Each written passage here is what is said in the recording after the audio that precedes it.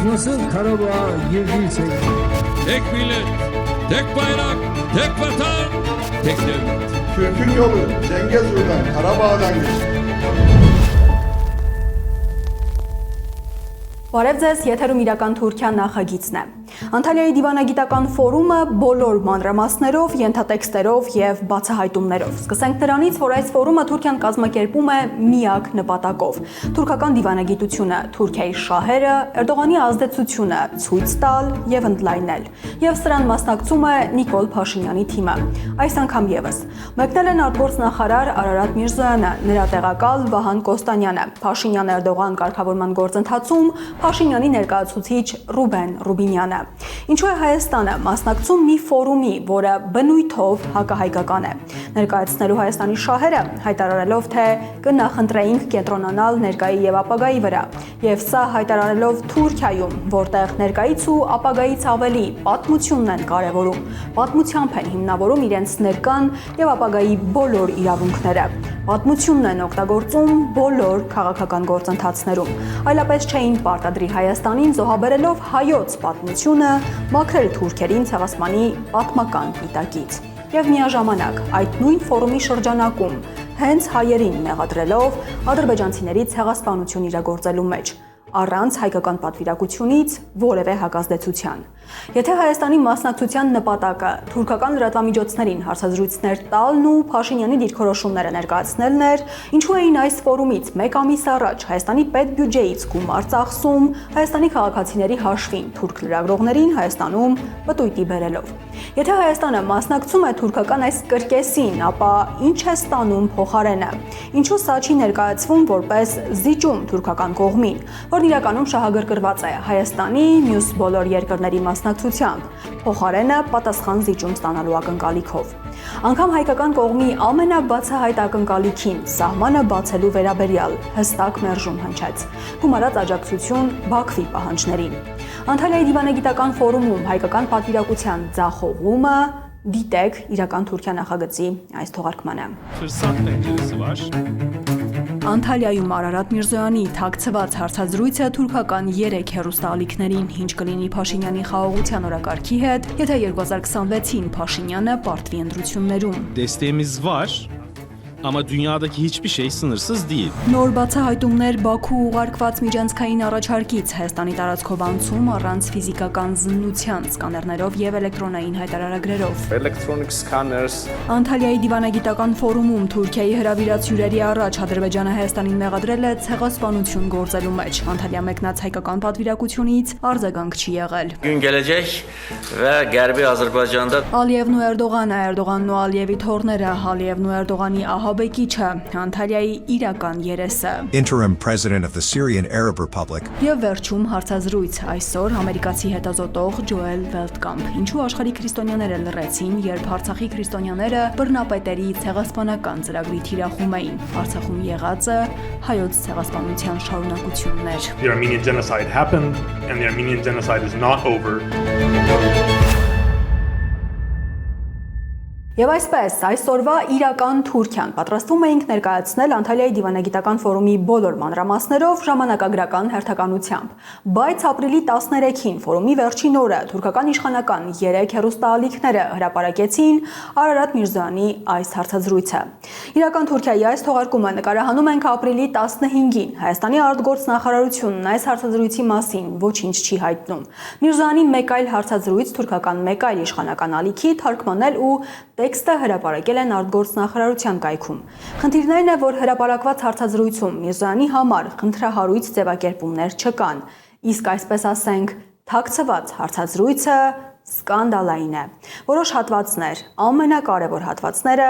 ներկայացնում ենք։ Az önce Bakan Fidan'la bir toplantı yaptım. Քիչ առաջ հանդիպում ունեցան նախարար Ֆիդանի հետ։ Շատ լավ հնարավորություն ունեցանք քննարկելու մեր երկկողմ օրակարգը, մինչ այժմ իրականացված քայլերը, ինչպես նաև մեր ծրագրերն ու ընդհանուր եւ տարածաշրջանային խնդիրները։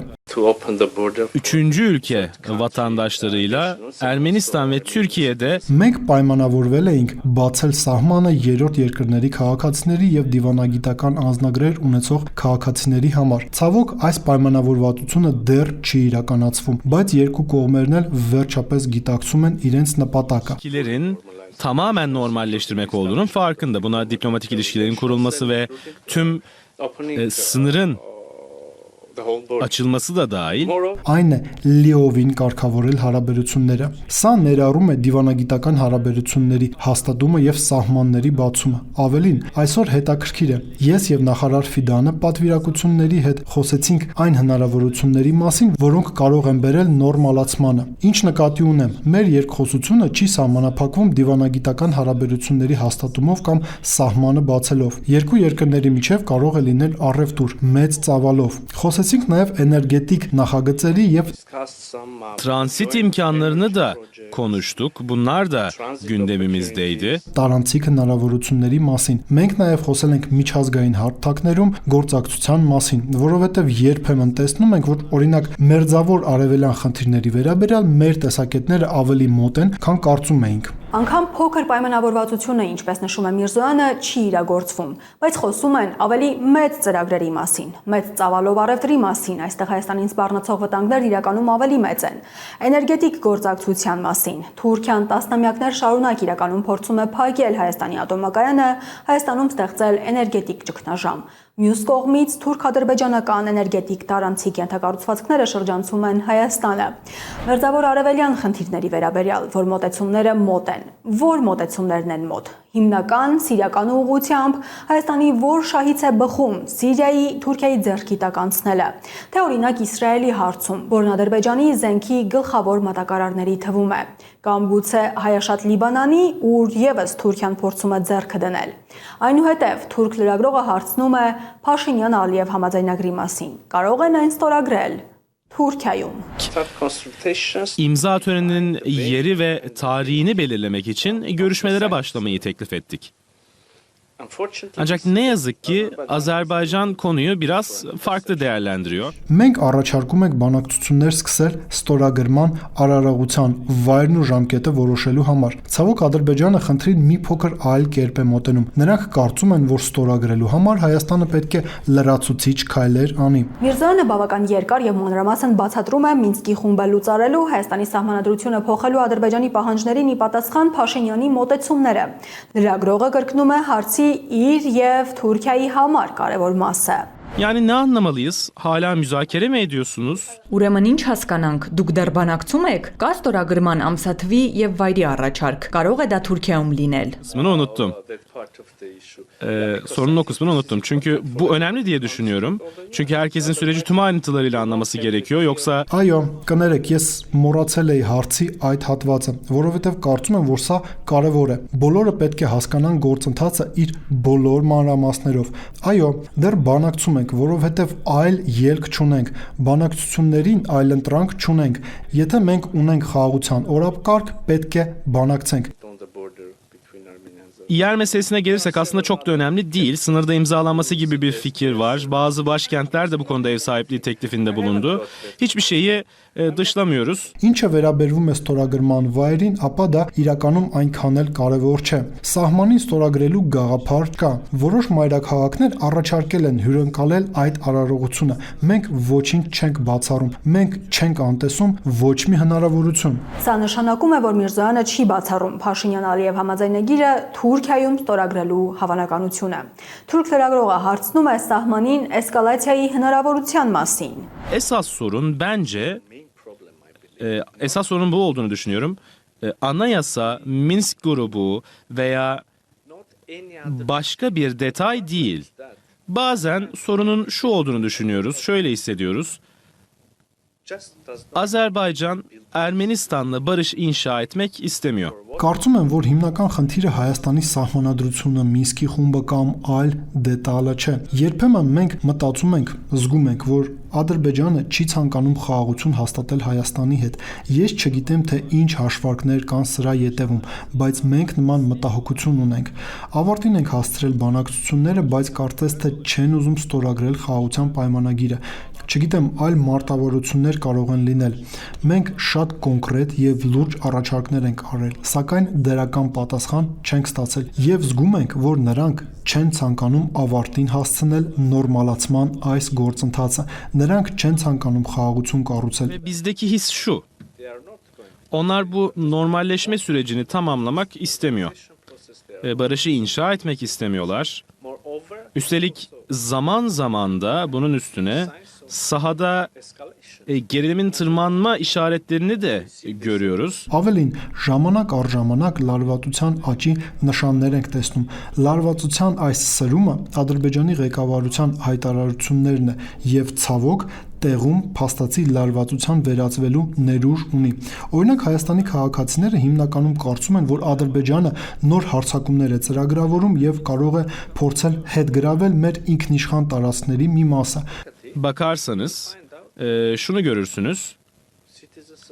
Ermenistan vatandaşları çoğunlukla Azerbaycan'ın yeni saldırılar planladığını, Այսպիսով, գուցե բոլոր հարցերի պատասխանները թաքնված է ձեր հարցի մեջ, կարծում եմ, որ երբ հասկանանք Ադրբեջանի իրական մտադրությունները, ամենայն հավանականությամբ այլ հարցերի պատասխաններ կգտնենք։ cevabı sizin sorunuzun içinde gizli. Թուրքիան կարող է կառուցողական դեր խաղալ Հայաստանի եւ Ադրբեջանի միջև։ Միրզոյանը տալիս է դրական եւ հաստատական պատասխան ու հավելում, եթե հաջողվի լիովին կարգավորել Հայաստան-Թուրքիա հարաբերությունները, դա միանշանակ դրական կանդրադառնա Ադրբեջանի հետ հարաբերությունների վրա։ Bugün Hakan Fidan'a Երբ այսօր Հակոն Ֆիդանին ասացիք, որ եթե կարգավորեք հարաբերությունները Հայաստանի եւ Թուրքիայի միջև, դա դրական ազդեցություն կունենա նաեւ Ադրբեջանի վրա, ինչ պատասխանեց նա ձեզ։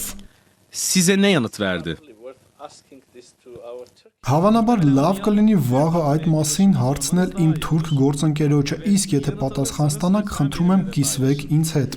Size mesaj atarım. Ես ձեզ հաղորդագրություն կուղարկեմ։ Եվ այս թաքցված հարցազրույցի կարող ենք ասել ամենակարևոր հարցն ու ամենակարևոր պատասխանը։ Թուրք լրագրողը նշում է, 1 տարի անց Հայաստանում սպասվում են ընտրություններ, ինչ կլինի Փաշինյանի խաղաղության օրակարգի հետ, եթե Փաշինյանը պարտվի ընտրություններում։ Parlamentoda da çoğunluğumuz var.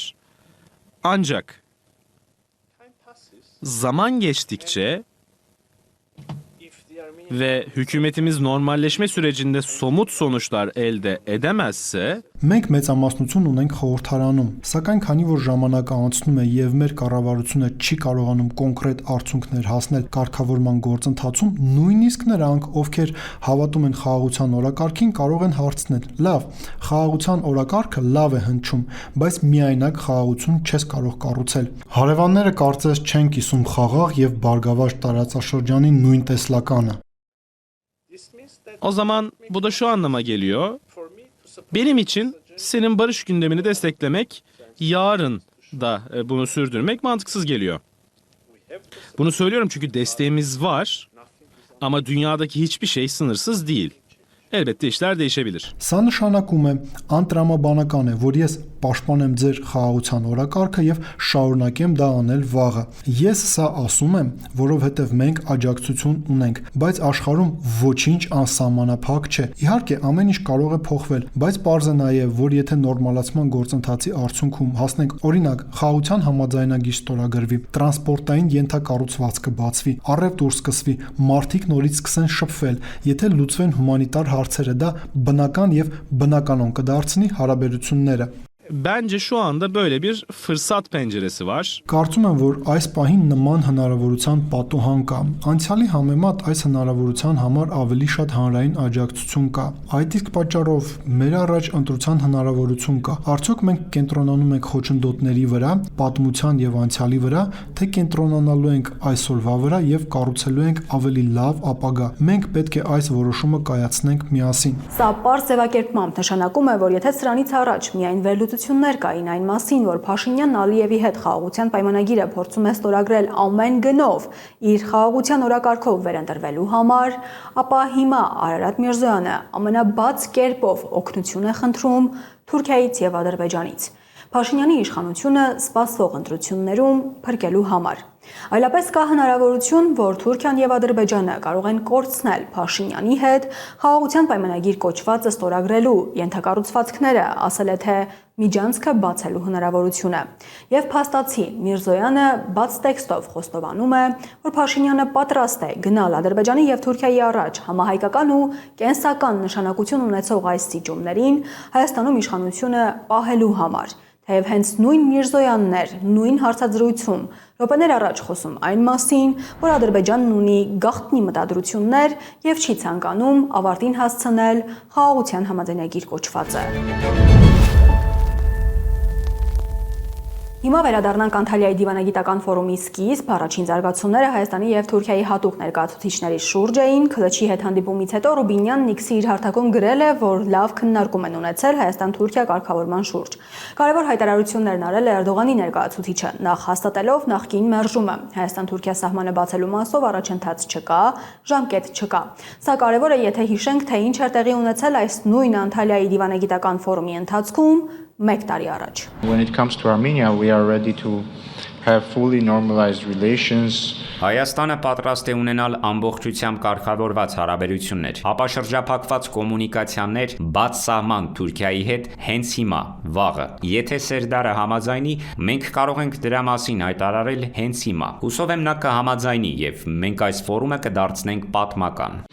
And we will make this forum historic. I told Ruben several times that I am ready to come to Yerevan. Ես մի քանի անգամ Ռուբենին ասել եմ, որ պատրաստ եմ գալ Երևան հետագա բանակցությունների համար, եւ ես նրան հրավիրել եմ Անկարա։ Բայց եթե Երևանում եւ Անկարայում հանդիպումների համար որպես նախապայման է դրվում սահմանը բացելը, ապա մենք խնդիր ունենք։ Then we have a problem. Նաև 1 ամիս առաջ, երբ Հայաստանի պետբյուջեի հաշվին Փաշինյանի աշխատակազմը Հայաստան էր հրավիրել թուրք լրագրողների, նրանց հարցերին պատասխանելով Ռուբինյանը գրեթե նույնն էր ասում։ Sürecin başından bu yana beklentilerimiz değişmedi. Beklenti her zaman Türkiye ile ilişkilerin tam normalleşmesiydi. Այս գործընթացը սկսելուց ի վեր մեր նպատակը եւ սպասելիքը չի փոխվել։ Թուրքիայի հետ հարաբերությունների ամբողջական կարգավորումն է, ներառյալ դիվանագիտական հարաբերությունների հաստատումը եւ փակ սահմանի բացումը։ Այսօր, վաղը կամ ցանկացած օր։ Եթե նման քաղաքական կամք լինի Թուրքիայի կողմից, ապա դա տեղի կունենա շատ արագ։ İrade olursa bu çok hızlı bir şekilde gerçekleşecek. Սա նշանակում է, որ հայկական կողմի սահմանը բացելու պատրաստակամությունը, ընդ որում փակողը Հայաստանը չէ, հակառակ էֆեկտն է ունենում։ Սա նշանակում է, որ անգամ ցեղասպանության, Արարատի, հայոց պատմության հարցում Փաշինյանի զիջումներից հետո Թուրքիան ավելին է pահանջում։ Բայց ինչ։ Պաշտոնական վարկածը Ադրբեջան, Ադրբեջանի pahajների բավարարում։ Antalya Diplomasi Forumu çerçevesinde önemli kritik ikili görüşmeler de yapılıyor. Tabii önemli konuklar da var. Անտալիայում դիվանագիտական ֆորումի շրջանակներում կարևոր երկկողմ հանդիպումներ եւս կայանում են։ Կարևոր հյուրեր կան։ Թուրքիայի եւ Հայաստանի միջև կարգավորման գործընթացի հատուկ ներկայացուցիչ Ռուբեն Ռուբինյանն այստեղ է, մեր կողքին, եւ նրան կհարցնենք վերջին շրջանում Հայաստան-Թուրքիա հարաբերությունների եւ դրա հետ կապված Ադրբեջանի հետ հարաբերությունների մասին։ Սա Անտալիայում Հաբերթյուրքի հարցազրույցն է Ռուբինյանի հետ, որը թուրք լրագրողը սկսեց առաջին վայրկյաններից թուրքական պետական քաղաքականության թեզով։ Հայաստան-Թուրքիա հարաբերություններ եւ դրա հետ կապված Ադրբեջանի հետ հարաբերություններ։ Ռուբինյանն այս հարցազրույցում նշեց, թե դրանք տարբեր գործընթացներ են, բայց Ռուբինյանի եւ նրա ղեկավարության այսպիսի ընկալումների դեմ Թուրքիան ունի իր սեփական ընկալումներն ու շահերը, ինչի պատճառով էլ հենց Հայաստանի հետ սահմանը պահում են փակ։ Ermenistan'ın Türkiye ile ilişkilerin resmen normalleşmesi konusunda hiçbir şartı, hiçbir ön koşulu yoktur. Հայաստանը Թուրքիայի հետ հարաբերությունների կարգավորման համար որևէ նախապայման, որևէ պահանջ առաջ չի քաշում։ Մենք պատրաստ ենք ունենալ դիվանագիտական հարաբերություններ եւ բաց սահման այսօր, վաղը, երբ էլ սա հնարավոր լինի, եւ հուսով ենք, որ թուրքական կողմից էլ քաղաքական կամք կդրսևորվի։ Թուրքիան քաղաքական կամք դրսևորում է, բայց իր նպատակներին հասնելու համար եւ իրականում Թուրքիան թույլ չի տա, որ իր սահմանը, իր տարածքը օգտագործելով Հայաստանը տնտեսական էական շահ ունենա։ Որքան էլ օրինակ Զանգեզուրի միջանցք կոչվածը փաթեթավորեն տնտեսական օգուտներով, Թուրքիան թույլ չի տա իր կողքին հզորացող Հայաստանի գոյություն։ Եվ սրա ցուցիչ է նաև այն, որ Էրդողանի հատուկ ներկայացուցիչ Քլչը խոսեց Հայաստանի սահմանադրությունը փոխելու Ալիևի պահանջի մասին։ Նախ ասել էր Փաշինյանը նույնպես սահմանադրության փոփոխության վերաբերյալ հայտարարություն է արել։ Այս համատեքստում Հայաստանը կկատարի անհրաժեշտ փոփոխությունները իր սահմանադրության մեջ։ Հետո սա։ Այսօր մեկնաբանություն տվեցիք Հայաստանի սահմանադրության վերաբերյալ։ Կարող եք հստակեցնել, ինչ նկատի ունեիք։ Դա կարևոր հարց է եւ ինչպես նշեցիք, Ադրբեջանը պահանջում է Հայաստանի սահմանադրության փոփոխություն։ Հայաստանի իշխանություններն արդեն հայտարարել են, որ իրենք եւս ցանկանում են փոփոխություններ անել սահմանադրության մեջ։ Բայց սա Հայաստանի ներքին հարցն է։ Հայ ժողովուրդը եւ Հայաստանի ինստիտուտներն են որոշելու, ինչպես եւ երբ է այդ փոփոխության գործընթացն իրականացվելու։ Դիվանագիտական ֆորումի առաջին օրը ՔԼՉ հայտարարեց նաեւ, որ սպասվում է Հայաստանի եւ Թուրքիայի արտգործնախարարների հանդիպում։ Հայաստանի արտգործնախարարությունը միայն ՔԼՉ-ի հայտարարությունից հետո հաստատեց տեղեկությունը։ Մինչև Ֆիդանի հետ հանդիպումը Արարատ Միրզոյանն Ադրբեջանի արտգործնախարարի հետ է երկկողմ հանդիպում ունեցել եւ պանելային քննարկում։ Սկսեցին հարցից, թե ինչն է խոչընդոտում Փաշինյան-Ալիև համաձայնագիրը ստորագրելուն։ Բայրամովը կրկնեց ավելի վաղ Ալիևի հայտարարածը. պետք է փոխվի Հայաստանի սահմանադրությունը եւ պետք է ցրվի Մինսկի խումբը։ The Minsk structures. We have expressed several times our readiness to initiate the process of dissolution of Minsk structures. Մենք մի քանի անգամ արտահայտել ենք մեր պատրաստակամությունը սկսել եւ նախաձեռնել Մինսկի ձևաչափի կառույցների լուծարման գործընթացը։ Այդ կառույցը կարող է լուծարվել այն դեպքում, երբ հակամարտություն չկա։ Ուստի սա բավական հետաքրքիր հարց է։ Ունենք արդյոք այսօր հակամարտություն թե ոչ։ Գետնի վրա փաստացի հակամարտություն չկա, սակայն փաստաթղթերի մակարդակով չկա խաղաղության եւ միջպետական հարաբերությունների մասով ստորագրված եւ վավերացված համաձայնագիր։ So we can continue to philosophize on this issue, but the solution for us, at least for us, is obvious. Այսպիսով մենք կարող ենք շարունակել փիլիսոփայել այս հարցի շուրջ, բայց լուծումը մեզ համար, առնվազն մեզ համար ակնհայտ է։ Մենք պետք է ստորագրենք համաձայնագիր, ինստիտուցիոնալ կերպով վերջ դնելով այս հակամարտությունը, լուծարել այդ կառույցը հենց նույն օրը, եթե ցանկանում եք հենց նույն պահին, կամ չգիտեմ, 10 րոպե անց։ Let's sign a joint application to OSCE member states or the secretariat about the dissolution. Կամ մի փաստաթղթից հետո մյուսը ստորագրվի։ Ես նույնիսկ չեմ ասում, թե որ փաստաթուղթը պետք է առաջինը ստորագրվի։ Եկեք ստորագրենք խաղաղության պայմանագիր, եկեք ստորագրենք համատեղ դիմում ԵԱՀԿ անդամ պետություններին կամ քարտուղարությանը լուծարման վերաբերյալ։ Եկեք ստեղծենք երկկողմ հանձնաժողով, որի մասին էլ ես հենց նոր խոսում էի, եւ սկսենք բոլոր հնարավոր հարցերի քննարկումը։ Նախարար Բայրամովը նաև խոսեց Հայաստանի սահմանադրության մասին։ Լավ, եթե կուզեք, ես էլ կասեմ, մենք նույնպես ունենք մտահոգություններ կապված Ադրբեջանի Հանրապետության սահմանադրության հետ, եւ մենք սա չենք ասում ուղղակի հայելային սկզբունքով մտահոգություն հայտնելու կամ պայման ապահովելու նպատակով։ Ես կարող եմ բացատրել, Ադրբեջանի Հանրապետության սահմանադրությունը հղում է կատարում անկախության հռչակագրին, այն փաստաթղթին, որով Ադրբեջանի Հանրապետությունը հռչակում է իրեն որպես Ադրբեջանի առաջին ժողովրդավարական հանրապետության իրավահաջորդը։ Եվ մենք բոլորս էլ գիտենք, որ Ադրբեջանի առաջին հանրապետությունը հռչակել է իր ինքնիշխանությունը շատ ավելի մեծ տարածքների վրա, I don't know, around or more than 60% of current sovereign Armenian territories. Քան այսօրվա Ադրբեջանի Հանրապետությունը, ներառյալ Հայաստանի ներկայիս ինքնիշխան տարածքների շուրջ 60%-ի վրա կամ ավելի։ Միրզոյանին հիշեցնում են, Բայրամովը մտահոգություն հայտնեց Արցախի մասով։ Հայաստանի սահմանադրության տեքստում նշված է Ղարաբաղը Հայաստանի մաս է։ Միրզոյանը պատասխանելով նշում է, Հայաստանի սահմանադրությունը հրապարակային փաստաթուղթ է, կարող են բացել ու տեսնել, որ այնտեղ նման նախադասություն չկա։ Ավելին, Փաշինյան-Ալիև համաձայնեցված տեքստում կա կետ, ըստ որի ճանաչում են միմյանց տարածքային ամբողջականությունը եւ մի կետ էլ այն մասին, որ միջազգային փաստաթղթերի նկատմամբ ներքին փաստաթղթերը չեն կարող գերակա լինել։ Գալիս է Բայրամովի պատասխանելու հերթը։ Հիշեցնում է, Հայաստանի անկախության հռչակագրում կա կետ Արցախի եւ Հայաստանի վերամիավորման մասին։ Վերամիավորում բառը ասելիս օթում ձեռքով ճակերտների ժեստ է ցույց տալիս։ Եվ Հայաստանի սահմանադրության տեքստում հղում կա անկախության հռչակագրին։ This is also a well-known fact that no matter what you include in the peace agreement. Հայտնի փաստ է, որ ինչ էլ ներառես խաղաղության պայմանագրում, այն լինելով քո միջազգային պարտավորությունների մաս, գերակա կլինի քո ներքին օրենսդրական համակարգից, բայց ոչ սահմանադրությունից եւ հանրաքվեով ընդունված որևիցե ակտից։ Սա նշանակում է, որ եթե հիմա մենք կենտրոնանանք միայն խաղաղության պայմանագրի վրա, առանց լուծելու սահմանադրությանն առնչվող հարցը, մի օր խաղաղության պայմանագիրն անվավեր է դառնալու։ From day one, peace agreement will be nil to avoid. Եվ սա հենց այն է, ինչը Բայրամովը պետք է ուղիղասեր։ Խաղաղության պայմանագիր կոչվածի նպատակն առաջին հերթին Արցախը փաստաթղթով եւ ստորագրությամբ Ադրբեջանին հանձնելն է։ Եվ սահմանադրության փոփոխության պահանջն էլ Արցախի հանձնումն անվերադարձ դարձնելն է, այն էլ հանրաքվեով եւ փաստացի Հայաստանի բոլոր քաղաքացիների ստորագրությամբ։ Այստեղ ծանր վերլուծությունների փոխարեն ամենապարզ հարցն է տեղին։ Այնինչ տեսնում ենք Արցախը տալուց հետո։ Արցախի տարածքից ադրբեջանցիների կրակոցները Սյունիքի եւ Եղարքունիքի ուղղությամբ Հայաստանի ամբողջ տարածքի նկատմամբ բաց հավակնությունները հուշում են արդյոք, որ Արցախը տալը ճիշտ որոշում էր։ Թե Հայաստանի քաղաքացիների շրջանում տասնամյակներ շարունակ իրականացվել է հատուկ քարոզ Արցախի եւ Արցախահայության դեմ, հայերից Արցախը իրենց ունեցվածքը խլելու համար։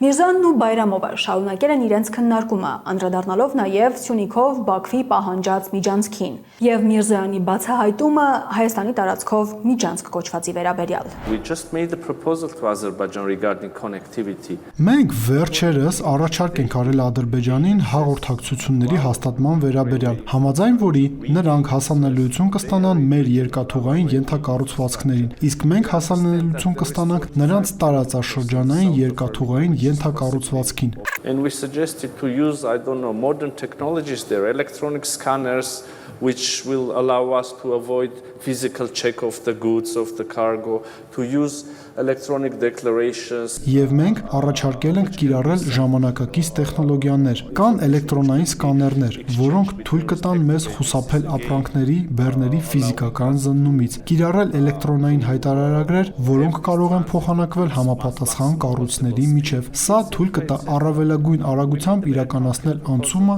եւ այլն։ Մենք արեցինք շատ կոնկրետ առաջարկ, սակայն դրական պատասխան չկա։ Կան էլեկտրոնային սկաներներ, որոնք թույլ կտան խուսափել ապրանքների, բեռների ֆիզիկական զննությունից, կիրառել էլեկտրոնային հայտարարագրեր, որոնք կարող են փոխանակվել համապատասխան կառույցների միջև։ Սա նշանակում է, որ Հայաստանի տարածքով Թուրքիան եւ Ադրբեջանն անցնելու են առանց ֆիզիկական զննության, բեռներ են փոխադրելու առանց ֆիզիկական զննության, երբ վստահաբար փոխադրածը կարտոֆիլ չի լինելու եւ փաստացի Հայաստանն իր տարածքով անցնողներին ու բեռները զննելու իրավունքից պատրաստ է հրաժարվել։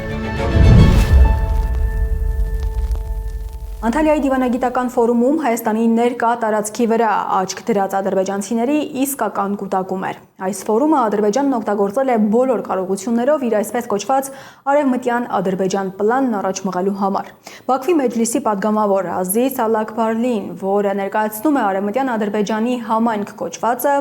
այլ երկրների խորհրդարաններին կոչ է արել դուրս գալ Հայաստանից վտարված ադրբեջանցիների դեմ գործած անարդարության դեմ։ Հայաստանի դեմ Բաքվի պետական քաղաքականության այս գլխավոր խամաճիկներից մեկը Թուրքիայի տարածքում դիվանագիտական ֆորումի ժամանակ թուրքերի հրավիրած արտասահմանցի հյուրերի առաջ հայերին մեղադրել է ադրբեջանցիների ցեղասպանություն գործելու մեջ։ Մեջբերում ենք նրա հայտարարությունը։ Հայաստանի եւ Ադրբեջանի միջև այս հակամարտությունը չի սահմանափակվում միայն Ղարաբաղի հակամարտությամբ, այն ունի առնվազն 200 տարվա պատմություն։ Այս տարածաշրջանում հայերն արդեն 200 տարի ադրբեջանցիների դեմ իրականացնում են էթնիկ զտումներ, ցեղասպանություններ եւ դեպորտացիաներ։ Ղարաբաղի հակամարտությունն այս տխրահռչակ քաղաքականության միայն վերջին դրվագն է։ Այդ պատճառով Հայաստանի եւ Ադրբեջանի միջև կայուն եւ վստահելի խաղաղության համաձայնագիր ստորագրելու համար Հայաստանը պետք է իրապես հրաժարվի ադրբեջանցիների նկատմամբ իր 200-ամյա թշնամական քաղաքականությունից։ Պետք չէ խաղեր խաղալ, երբ խոսքն Ադրբեջանի մասին է, ասել է Ալիևի падգամավորը։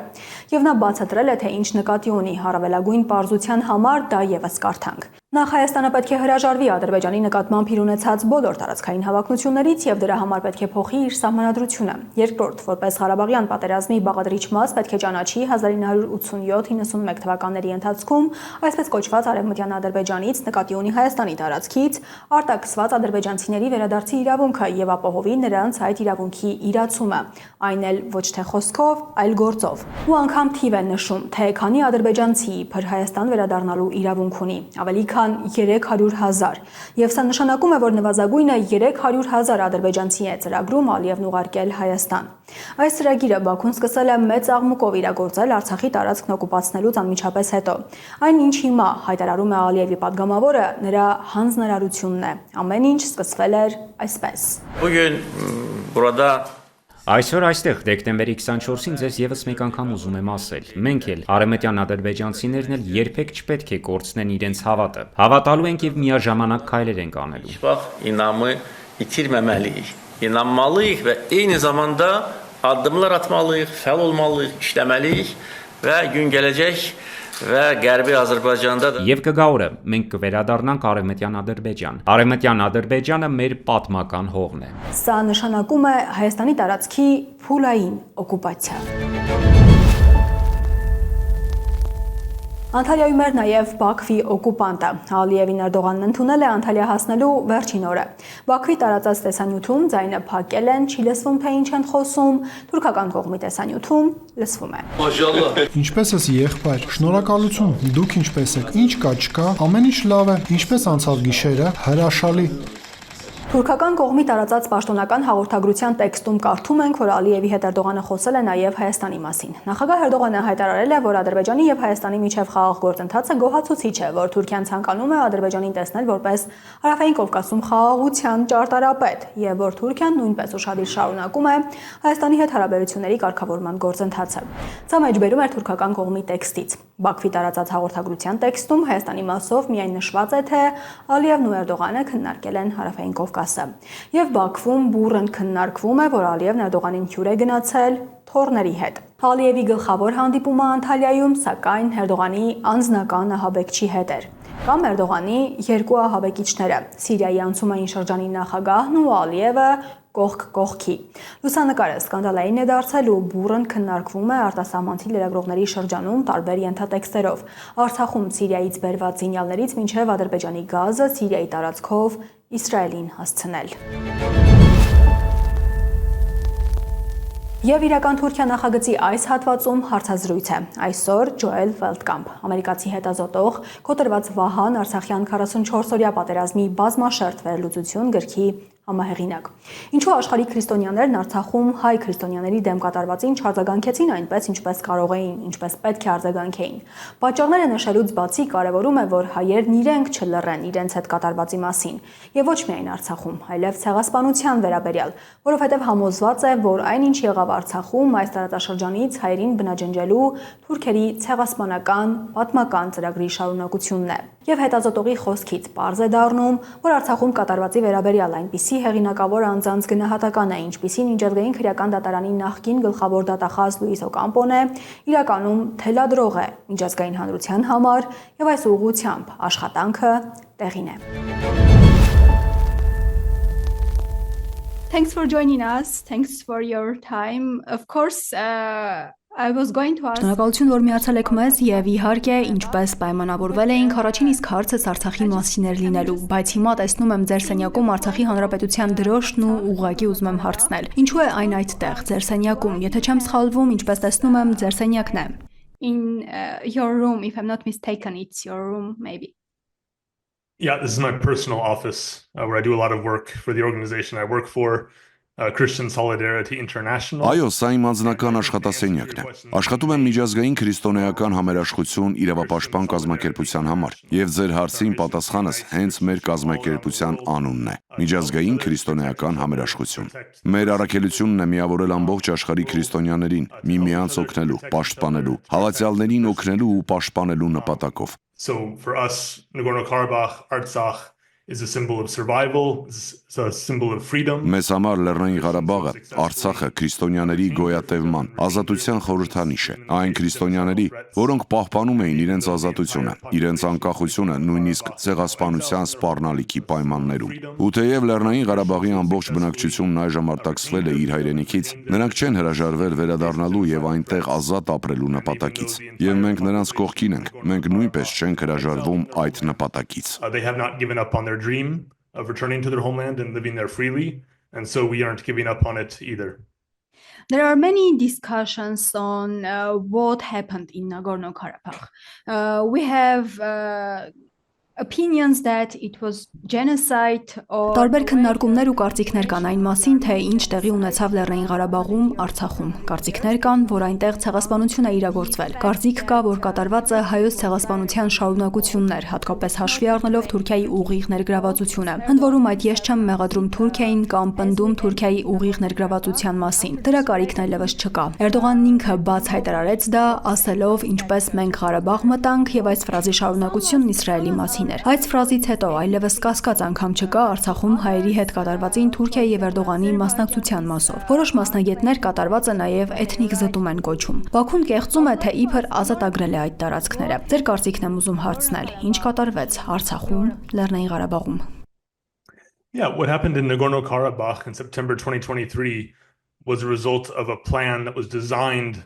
by the dictatorship of Azerbaijan. Այն ինչ տեղի ունեցավ Լեռնային Ղարաբաղում 2023 թվականի սեպտեմբերին, բռնապետական Ադրբեջանի մշակած ծրագրի իրագործում էր Լեռնային Ղարաբաղից հեռացնել իր պատմական հայ բնակչությանը։ Ծրագրված էր ազատվել ամբողջ հայ բնակչությունից։ Սա հավանաբար համապատասխանում է ցեղասպանության իրավական սահմանմանը։ Ես նման հարցերի մասնագետ չեմ, բայց կան մասնագետներ, ինչպիսին է Լուիս Օկամպոն, միջազգային քրեական դատարանի նախկին գլխավոր դատախազը, որոնք ընդունում են, որ Ադրբեջանի իրագործածը ցեղասպանություն էր։ Նրանք ոչնչացրին Արցախի բնիկ համայնքը, հայերի մի մասին սպանելով, մյուսների համար էլ անհնարին դարձնելով գոյատևումը հայրենիքում։ Իհարկե, ինչպես նշեցիք, սա ավելի լայն գործընթացի շարունակություն էր։ Եվ այստեղ իրավական հարցերից անցնում ենք արդեն պատմական խնդիրներին։ Կարող ենք տեսնել նույնը, ինչը տեղի էր ունենում 19-րդ դարի վերջին։ Նոր ձևավորվող եւ մահացու թուրքական ազգայնականությունը ոչ միայն նպատակադրված էր իշխել ավելի մեծ տարածքի վրա, այլ իրականում ցանկանում էր միատարր դարձնել այդ տարածքը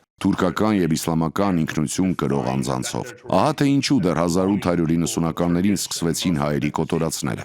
That's what kicked off the original massacres of the Armenians in the 1890s. That's what culminated in the great genocide of the Armenians in 1915. Այդ կոտորածների գագաթնակետը 1915 թվականն էր, երբ իրագործվեց հայերի մեծ ցեղասպանությունը, որը շարունակվեց 1920-ականների սկզբին։ Կովկասում տեղի ունեցած պատերազմներով եւ շարունակվում է նաեւ այսօր։ Նպատակը նույնն է՝ զորացնել թուրք ազգին, համախմբել թուրքերին, վերացնելով նրանց մեջ ու միջև ապրող ոչ թուրքերին։ By eliminating non-Turks in their midst. So in this situation, do you see Այս պայմաններում հեռու լինելով Հայաստանի ներքաղաքական անցուդարձից եւ այստեղ քննարկվող թեզերից, դուք հնարավոր համարում եք, որ հայերը ապրեն թուրքերի եւ ադրբեջանցիների կողքին խաղաղությամբ, հաշվի առնելով այն, ինչը քիչ առաջ ասացիք, հաշվի առնելով մյուս ազգերին ոչնչացնելու թուրքերի եւ ադրբեջանցիների շարունակվող ծրագիրը side by side with Turks and Azerbaijani which have this kind of plans peacefully. I never want to say never, right? I never want to say it's impossible for people to live together. Երբեք չեմ ուզում ասել երբեք չեմ ուզում ասել անհնար է, որ մարդիկ միասին ապրեն։ Եվ ես գիտեմ, որ շատ մարդիկ կան Թուրքիայից եւ Ադրբեջանից, որոնք լավ սիրտ ունեն, բայց իրականում դա չէ խնդիրը։ Խնդիրն ուժային կառույցներն են, այս պահին գործող իշխանություններն են։ Ադրբեջանում բռնապետություն է, որը 30 տարի լեգիտիմացրել է իրեն հայատացությունը վերածելով ազգային գաղափարախոսության։ Թուրքիայում ռեժիմ է, որը ներկայանում է իբրև նոր իսլամական կայսրության պահապան։ Այդ կայսրությունը նրանք ցանկանում են կառուցել ամբողջ տարածաշրջանում։ Եվ այսպես, այս պայմաններում շատ դժվար է պատկերացնել խաղաղ գոյակցությունը, քանի որ ձեր կողքին ունեք երկու ավտորիտար կառավարություններ, տարածաշրջանի հայ բնակչությանն իրենց ենթարկելու եւ վերացնելու ձգտումներով։ Այնպես որ իհարկե կցանկանայի տեսնել այն օրը, երբ ադրբեջանցիները, թուրքերն ու հայերը կարող են ապրել միասին, բայց խնդիրն այն է, որ կա ցեղասպան պետական համակարգ, որը պարտադրվել է տարածաշրջանին 1 դար առաջ եւ որը մինչ օրս իրականացնում է այս ցեղասպանությունը։ Եվ մինչ մենք կհասնենք այն հարցերին, թե ով եւ որտեղ կարող է ապրել եւ գոյակցել, պետք է լուծել այս խնդիրը։ That's what has to be solved. The problem was not only Artsakh, Nagorno-Karabakh. The problem is Turkey and Azerbaijan now are demanding so-called corridor through the Sunni region of Armenia. Also, the Azerbaijani president is calling the whole territory, sovereign territory of Armenia as historical Azerbaijani land. Խնդիրը միայն Արցախը, Լեռնային Ղարաբաղը չէր, խնդիրն այն է, որ Թուրքիան եւ Ադրբեջանը հիմա էլ պահանջում են միջանցք Հայաստանի տարածքով, Արցախին սահմանակից Սյունիքով։ Բացի այդ, Բաքվի նախագահը Հայաստանի ամբողջ տարածքը կոչում է պատմական ադրբեջանական հող։ Հաշվի առնելով սա եւ ձեր ձևակերպումը այն, որ Թուրքիան եւ Ադրբեջանն ունեն տարածաշրջանի հայ բնակչությանը վերացնելու ձգտում, հայերը վտանգված են նաեւ Հայաստանի տարածքում, վտանգված է նաեւ Հայաստանի տարածքը, այսինքն խնդիրը միայն Արցախի հայերը չէին, այլ նաև Հայաստանի հայերն են։ Territory of Armenia now. Yeah, it's hard to say for sure whether Azerbaijan is going to attack the Republic of Armenia, but there are a few things that are clear. First is that Դժվար է հստակ ասել, թե Ադրբեջանը պատրաստվում է հարձակվել Հայաստանի վրա, բայց կան որոշ հանգամանքներ, որ պարզ են։ Առաջինն այն է, որ Ադրբեջանի նախագահ Իլհամ Ալիևը ակնհայտորեն ցանկանում է հարձակումը պահել որպես տարբերակ։ Ահա թե ինչու է նա միշտ լարում վիճակը սահմանին։ Ահա թե ինչու է ադրբեջանական զորքն արդեն օկուպացրել Հայաստանի ինքնիշխան տարածքի մի մասը եւ երբեմն կրակում է հայկական գյուղերի վրա։ Ահա թե ինչու է Ադրբեջանը մշտապես Հայաստանին կեղծիքով մեղադրում հրադադարի ռեժիմը խախտելու մեջ։ Եվ ահա թե ինչու են խաղաղ գործընթացում բազմապատկվում պահանջները։ Եթե Ադրբեջանը ցանկանար Հայաստանի հետ խաղաղության պայմանագիր կնքել, ապա դա կարող էր անել 1 տարի առաջ, բայց ոչ, շարունակում են նոր պայմաններ ավելացնել, պայմաններ, որոնք բավարարելը Հայաստանի համար շատ դժվար է, եւ սա ցուցիչ է, որ Բաքվում ցանկանում են բաց պահել Հայաստան ներխուժելու տարբերակը։ Մյուս կողմից Ալիևի քարոզչամեքենան այժմ ամբողջ Հայաստանի Հանրապետությունը հայտարարում է պատմական ադրբեջանական տարածք, եւ ինչ էլ որ նա ծրագրելիս լինի, երբ դուք սկսում եք նման քարոզչություն ձեր բնակչության հետ, նշանակում է սկսում եք մի գործընթաց, որից հետ քայլ անելը շատ դժվար է։ Հիմա երբ հասարակությունն արդեն 30 տարի սնվում է հայերի հանդեպ ատելությամբ, հիմա էլ ներարկում են արևմտյան Ադրբեջան վերադառնալու գաղափարը։ Ալիևի համար այնքան էլ հեշտ չի լինի գնալ եւ իր ժողովրդին ասել. մենք դա նկատի չունեինք կամ հետ քայլ է անում։ Այնպես որ սա շատ վտանգավոր իրավիճակ է։ Just a couple of weeks ago we have a new book from Մի քանի շաբաթ առաջ Նյումեկ հրատարակչությունը թարգմանեց եւ ներկայացրեց կոտրված Վահան Արցախյան 44-օրյա պատերազմի բազմաշերտ վերլուծություն գիրքը, որում հետազոտական աշխատանք կատարած 17 հեղինակներից մեկը դուք եք։ Կարդացել եմ ձեր հետազոտությունը եւ նախ շնորհակալություն քրիստոնյա հայերի համար այսքան զգայուն թեմային ձեր ուշադրության կատարած աշխատանքի համար։ Հետազոտությունը վերնագրել եք Համերաշխության տարօրինակ պակաս 2020-ի Ղարաբաղյան պատերազմը եւ քրիստոնեական քաղաքացիական հասարակությունն արևմուտքում։ Ինչու աշխարհի քրիստոնեական կառույցները պատերազմի ընթացքում համերաշխություն չդրսևորեցին Լեռնային Ղարաբաղի քրիստոնյա հայերի նկատմամբ։ Yeah, it's a big question. Why not? And there are a few different answers which I kind of tried to explore in the chapter that I wrote. One is, unfortunately, Azerbaijan's influence in the Western world and in the Christian world is very real. Այո, դա մեծ հարց է։ Ինչու չդրսևորեցին։ Եվ կան մի քանի տարբեր պատասխաններ, որոնք փորձեցի ուսումնասիրել ու ներկայացնել այդ գրքում։ Մեկը ցավոք Ադրբեջանի ազդեցությունն արևմտյան եւ քրիստոնեական աշխարհում շատ իրական է։ Նրանք մեծ ջանքեր են գործադրել ԱՄՆ-ից ավետարանական առաջնորդներին Ադրբեջան բերելու համար, որպեսզի մասնակցեն Ադրբեջանի ենթադրյալ բազմազանության եւ հանդուրժողականության էքսկուրսիաներին։ Մենք գիտենք, որ նրանք մեծ ազդեցություն ունեն Վատիկանի վրա, ինչպես տեսանք անցած շաբաթ այդ շատ ամոթալի համաժողովի ժամանակ, որը տեղի ունեցավ Հռոմի համալսարաններից մեկում։ Այնտեղ փորձում էին կեղծել տարածաշրջանի հայկական պատմությունը, այնպես որ Ադրբեջանի ազդեցությունն իրական է եւ հիմնված է նրանց հարստության վրա, բայց կարծում եմ, որ ավելի խորը պատճառներ կան։ Առաջինն այն է, որ Սառը պատերազմի ժամանակ արևմուտքի քրիստոնյաները իրապես երկաթե վարակույրով կտրվել էին իրենց հայ եղբայրներից ու քույրերից։ Եվ մինչ արևմուտքում քրիստոնյաներն արթնացան ու ձևավորում էր շարժումը երկաթե վարագույրի հետևում հալածվող քրիստոնյաներին աջակցելու համար, 1970-ականներին հայկական եկեղեցին հիմնականում փոխըմբռնման էր հասել խորհրդային կառավարության հետ, եւ նրանց ձեռնտու չէր դաշինքներ ստեղծել արևմուտքի քրիստոնյաների հետ։ Եվ այսպես պատմականորեն եղել է այս անջատումը։ Ու վերջին փաստարկը, որը ես բերում եմ, այն է, որ ամերիկյան կառավարությանը դիմելու կարողություն ունեցող արևմտյան քրիստոնյաները, որոնք նախկինում կրոնական համերաշխության հիման վրա հալածվող քրիստոնյաների պաշտպանությամբ էին զբաղված,